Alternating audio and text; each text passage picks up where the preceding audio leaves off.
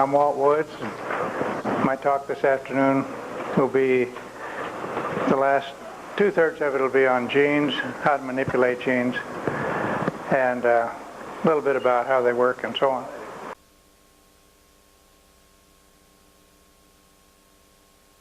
Over in England, homeopathic medicine ranks almost equal with allopathic, partly because the royal family respect it and use it when it's appropriate, and that's the way it should be. But what happens is that the professors at the universities, and in this particular case we're talking about Madeline Eanes, who's professor of immunopharmacology at Queen's University in Belfast, she was very vocal about that it was very silly for anybody to think that one molecule of a medicine could do anything. So what they did was, they asked her if she'd be part of a multi-center European study to look at the effects of high dilution solutions well into the homeopathic range. And of course she jumped at that opportunity. Here was her chance to prove that she was right. See? Now, what they decided to do is use basophils, which is a white cell involved in your inflammation. And this is something that is agreed with biologists the world over. What happens is if you have an allergic reaction, if you have a pollen get in your nose, your eyes, your throat, and if it starts overwhelming your immune system, what it does then is send the basophils, they're one of the white cells in your body, to that site. The basophils then put out histamine. The histamine causes the cells to secrete fluid. The fluid dams up where the site is and also washes it away. But if you put too much histamine there, you would damage the cell. If you don't have enough histamine, then it's not going to work. So they have a thermostat. And so they adjust the amount of histamine to exactly match the cell situation.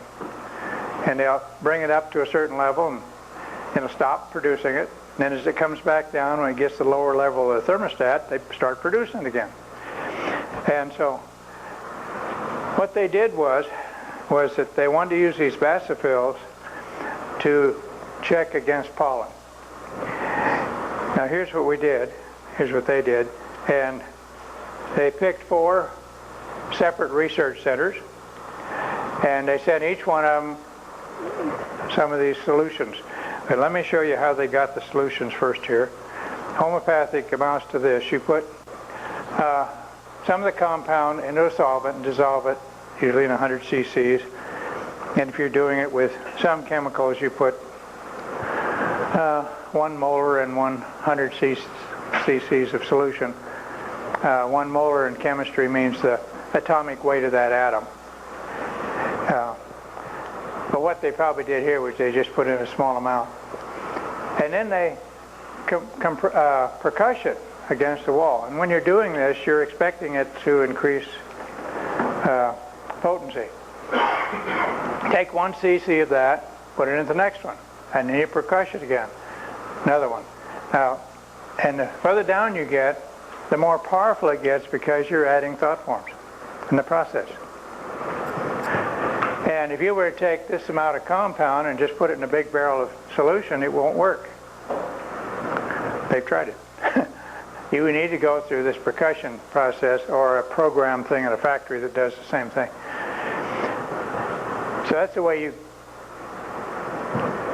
you get your homeopathic medicine. What they wanted to do, here's the way they worked it. This was in her lab, and they had made a homeopathic solution using their water, their solution, their equipment, everything. She had total control. And they had, the other one was pure water that was untreated, and this is water's treated. Then what they did was divide those up and send them out to these 4 different labs. And they were done on basically a double-blind situation. The people receiving them didn't even know what it was all about. All they knew was that they were numbered, And I might add that they did thousands of these.